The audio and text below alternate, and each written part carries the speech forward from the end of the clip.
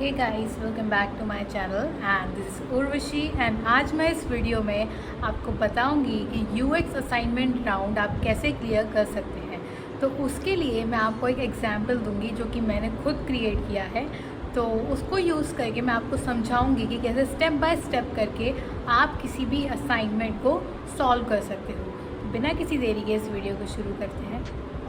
तो हम शुरू करते हैं। मैंने एक एग्ज़ाम्पल लिख के रखा है अपने लैपटॉप पे, तो वो मैं आपको पढ़ के बताऊंगी कि वो क्या है। देन मैं आपको एक्सप्लेन करूंगी जब आपके पास कोई भी प्रॉब्लम स्टेटमेंट आता है तो आप उसको कैसे सॉल्व करेंगे। और आपके पास एक डेडलाइन भी रहता है कि आपको 2 डेज़ में या 3 डेज़ में उसको कंप्लीट करना है, तो वो भी मैं समझाऊंगी कि कैसे आप उसको जल्द से जल्द क्रैक कर सकते हैं। तो मैं इसको पढ़ती हूँ क्योंकि मैंने ये ऐसी कंसेप्ट क्रिएट किया है। Innovate Travels is a travel booking website that allows users to book flights, hotels, and vacation packages. The current sign-up flow on the website has received feedback from users about being confusing and time-consuming. Your task is to redesign the sign-up flow to make it more user-friendly, efficient, and engaging. तो first of all आपको ये brief पढ़ लिया आपने, मतलब मैंने ये brief पढ़ लिया कि ये एक मेरे पास प्रॉब्लम स्टेटमेंट है जिसके बेसिस पे मेरे को ये असाइनमेंट करना है। तो इसमें वो क्या कह रहा है कि एक इनोवेट ट्रैवल्स करके एक बुकिंग वेबसाइट है जो कि हेल्प करती है यूज़र्स को होटल्स, फ्लाइट्स और वैकेशन पैकेजेस बुक करने के लिए। एंड उसमें जो फीडबैक आ रहे हैं यूज़र्स के वो इस तरीके से आ रहे हैं कि वो बोल रहे हैं कि वो जो साइन अप फ्लो है उनका वो टाइम कंज्यूमिंग है और कंफ्यूजिंग है।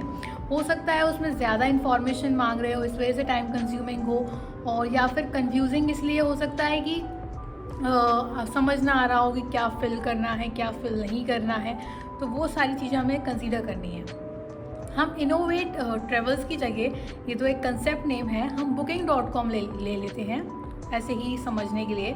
तो booking.com लिखा होगा जैसे उसमें कि ये एक वेबसाइट है जो हमें रीडिज़ाइन करना है, इसका साइन अप फ्लो रीडिज़ाइन करना है। तो उसके लिए आप क्या करेंगे, booking.com को खोलेंगे और देखेंगे कि साइन अप स्क्रीन में क्या इश्यूज़ आ रहे हैं।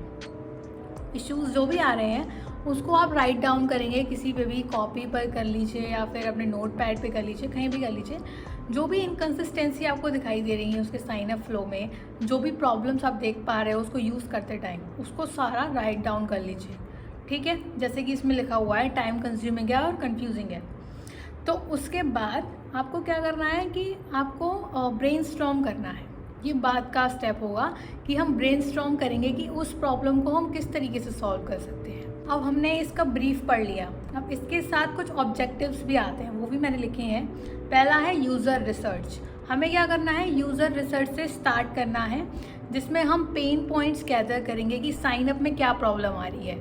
तो आप सोचिए कि अगर 2 से 3 दिन का असाइनमेंट है तो उस चीज़ में तो ये हो नहीं पाएगा।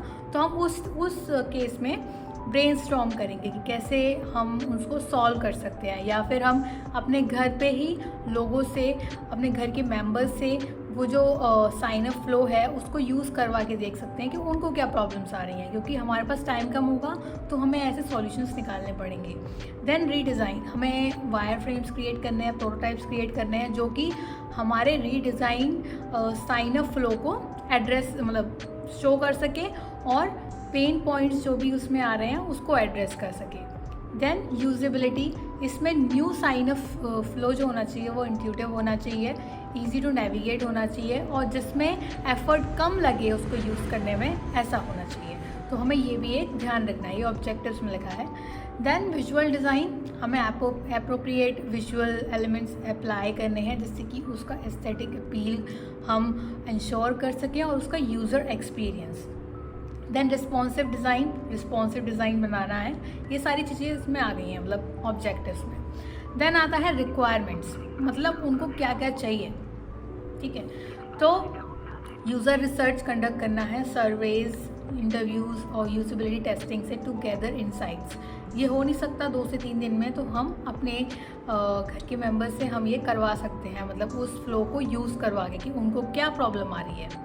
देन उसके बाद हमें wire frames, mockups, interactive prototypes create करने हैं रीडिज़ाइन यूआई के।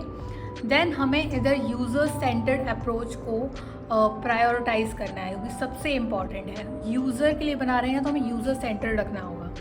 देन इंफॉर्मेशन आर्किटेक्चर्स के प्रिंसिपल्स अप्लाई करने हैं। देन इंश्योर करना है जो हमारा डिज़ाइन हो वो रिस्पॉन्सिव हो एंड एक्सेसिबल हो। तो ये सारी चीज़ आपको ओवरवेलमिंग कर सकती है, तो आप इनको छोड़ दीजिए बिल्कुल। देन जब आता है कि उनको सबमिशन में क्या चाहिए, सबमिशन में क्या क्या इंक्लूड करना है, आपको एक ब्रीफ देना है रिसर्च इंसाइट्स और डिज़ाइन डिसीजन का, यानी कि आपने क्या रिसर्च किया, आपने डिज़ाइन डिसीजंस क्या लिए और क्यों लिए वो लिखना है। वायर फ्रेम्स मॉकअप्स लगाने हैं और लिंक टू इंटरैक्टिव प्रोटोटाइप आप दे सकते हैं। इंटरैक्टिव प्रोटोटाइप अगर नहीं दे पाते हैं या फिर आपको प्रोटोटाइपिंग में प्रॉब्लम होती है तो आप सिर्फ फिनिश डिज़ाइन दे सकते हैं। देन डिस्क्रिप्शन लिखना है कि जो भी आपने डिज़ाइन कंसिडरेशन किए हैं, जो भी डिज़ाइन चेंजेस किए हैं वो क्यों किए हैं, उनका डिस्क्रिप्शन होना चाहिए। और जो भी एडिशनल नोट्स आप ऐड करना चाहते हैं अपने से वो भी इसमें ऐड कर सकते हैं।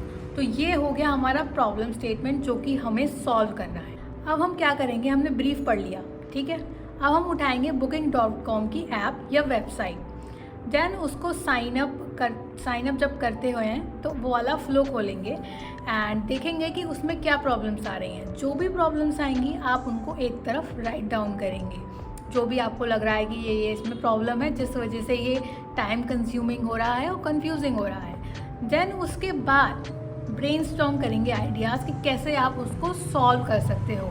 तो सॉल्यूशन उसके साइड में आप लिखेंगे कि ये हमारे सॉल्यूशंस होने वाले हैं कि मैं इस तरह से इस प्रॉब्लम को सॉल्व करूँगा, या दूसरी जो पॉइंट होगा उस प्रॉब्लम को इस तरह से सॉल्व करूँगा।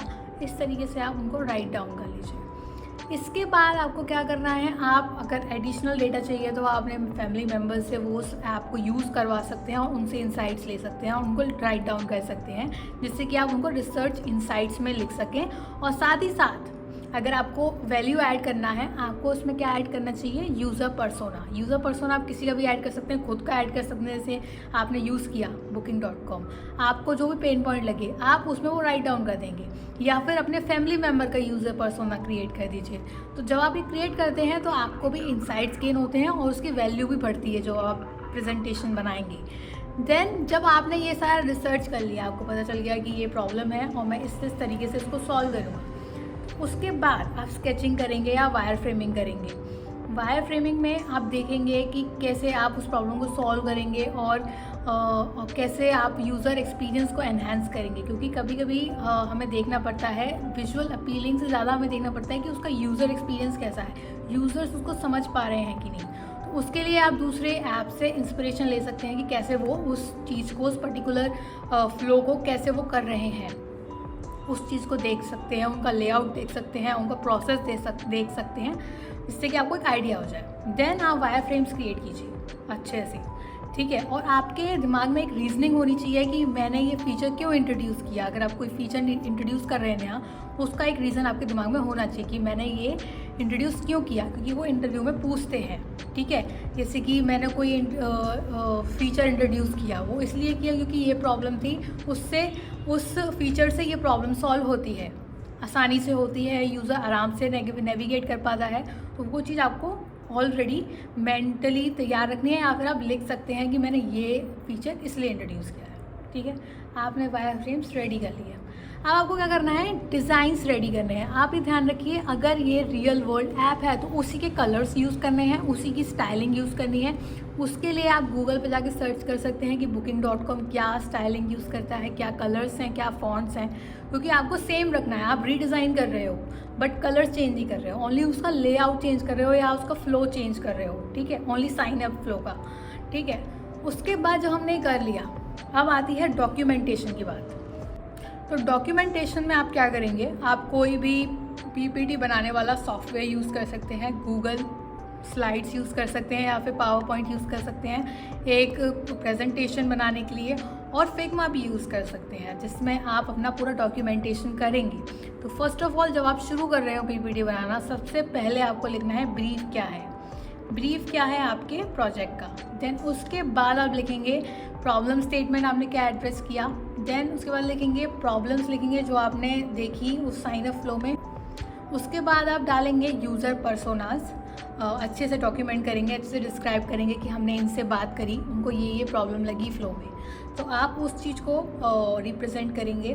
2 ले सकते हैं यूज़र पर्सोना, या 1 भी ऐड कर देंगे तो भी चलेगा। उसके बाद आप फिर दोबारा से पहले आपने प्रॉब्लम्स लिख दिए, उसके बाद यूज़र पर्सोना बना दिया, आप दोबारा से लिखिए सॉल्यूशंस। क्या आपने सॉल्यूशंस निकाले ब्रेनस्टॉर्म करके, ठीक है, वो आपने निकाल लिए, सॉल्यूशंस लिख दीजिए लाइन से पॉइंट वाइज, और अच्छे से लिखिए जिससे कि उनको समझ में आए। पॉइंट्स सॉल्यूशंस पहले नहीं लिखने हैं, यूज़र पर्सोना के बाद लिखेंगे, ठीक है। आपने सॉल्यूशंस लिख दिए, देन आप वहाँ आएंगे आइडिएशन फेज पे, जहाँ पे हम वायर फ्रेमिंग करने वाले हैं। तो हम यहाँ पे क्या करेंगे, अपना वायर फ्रेम्स ऐड करेंगे। अगर आपको कन्फ्यूजन हो रहा है कि आपको आइडिएशन, रिसर्च, ये सारी चीज़ लिखनी है, वो मत लिखिए, सीधा सीधा लिखिए जैसे मैं बता रही हूँ। ब्रीफ के बाद प्रॉब्लम स्टेटमेंट, देन हमने इंडियन यूज़र से बात करी, उनका user persona, empathy map. Empathy map आप बना सकते हो, आपके ऊपर है। देन उसके बाद सॉल्यूशंस जो हमने निकाले ब्रेनस्टॉर्म करके। देन हमारा आता है कोई, अगर आप एक्स्ट्रा चीज़ ऐड करना चाहते हैं, इन्फॉर्मेशन आर्किटेक्चर ऐड करना चाहते हैं, तो वो ऐड कर सकते हैं। उसके बाद आएगा हमारा वायर फ्रेम्स। वायर फ्रेम्स मतलब कि आपका जो भी आपने स्केचेस बनाए हो या फिर आपने लो फिडेलिटी वायर फ्रेम्स बनाए हो, वो आप प्रेजेंट कर देंगे, और उसमें आप इंडिकेट कर सकते हैं कि ये फीचर हम इंट्रोड्यूस करने वाले हैं, ठीक है। और अगर आप वायर फ्रेम्स भी इंट्रोड्यूस नहीं करना चाहते तो एक स्टेप और आगे आएंगे, विजुअल डिज़ाइन, यानी कि आपने UI डिज़ाइंस में अपने सॉल्यूशंस को पॉइंट आउट करेंगे, मतलब पॉइंट वाइज कर सकते हैं। जैसे पहला स्क्रीन है, इधर हमने ये चेंजेस किए, क्यों किए, वो भी लिखिए। तो अच्छे से इस तरीके से आपको प्रेजेंट करना है, आपको एक प्रॉपर प्रेजेंटेशन बनाना है। ये नहीं कि आप सिर्फ एक डिज़ाइन बना के भेज दें, उससे इंप्रेशन अच्छा नहीं पड़ता है। जब भी मैं अपना असाइनमेंट करती हूँ, मैंने आज तक जितने असाइनमेंट किए हैं वो इस तरीके से ही किए हैं कि मैंने पूरा एक प्रेजेंटेशन तैयार किया है। मेरे प्रेजेंटेशन 25 एंड 30 पेजेस के हो जाते थे, मैं इतना लंबा प्रेजेंटेशन बनाती थी।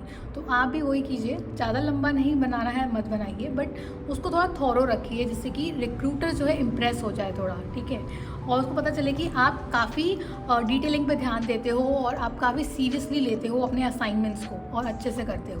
तो आपको एक पूरा प्रेजेंटेशन तैयार करना है, चाहे वो उसमें कितना भी टाइम लगे, और 2 से 3 दिन बहुत काफ़ी होते हैं प्रेजेंटेशन तैयार करने के लिए, क्योंकि मैंने भी करी है, ठीक है। तो अगर आप फिग्मा पर स्क्रैच से नहीं बनाना चाहते तो आप पावर पॉइंट यूज़ कर सकते हैं और गूगल स्लाइड्स को यूज़ कर सकते हैं अपनी प्रेजेंटेशन बनाने के लिए, बट उसको थॉरो रखिए। अपने रीजनिंग एक्सप्लेन कीजिए, अपने रिसर्च इंसाइट्स एक्सप्लेन कीजिए, आपने क्या क्या डिज़ाइन डिसीजन लिए और क्यों लिए वो एक्सप्लेन कीजिए। एंड में कंक्लूजन्स भी लिखिए कि क्या उससे फ़ायदा होगा। इस तरह से जब आप करेंगे तो रिक्रूटर के ऊपर काफ़ी अच्छा इंप्रेशन पड़ेगा और आप डेफिनेटली उस असाइनमेंट राउंड को क्रैक कर लेंगे। सो आज के लिए सिर्फ इतना ही। अगर आपको लगता है मेरे से कोई पॉइंटर्स मिस हो गए हैं तो आप कमेंट्स में पॉइंट आउट कर सकते हैं। मैं उसके लिए नेक्स्ट वीडियो में एक और वीडियो बना दूंगी थोड़ा और थॉरोली एक्सप्लेन करके। तो आज के लिए सिर्फ इतना ही। अगर आपको ये वीडियो हेल्पफुल लगा हो तो प्लीज़ लाइक कीजिए, शेयर कीजिए, मेरे चैनल को सब्सक्राइब करना मत भूलिए, बिकॉज आगे भी मैं ऐसे वीडियोस लाती रहूँगी। और आज के लिए सिर्फ इतना ही। अब मैं मिलूँगी मेरी नेक्स्ट वीडियो में, तब तक के लिए टेक केयर, बाय बाय।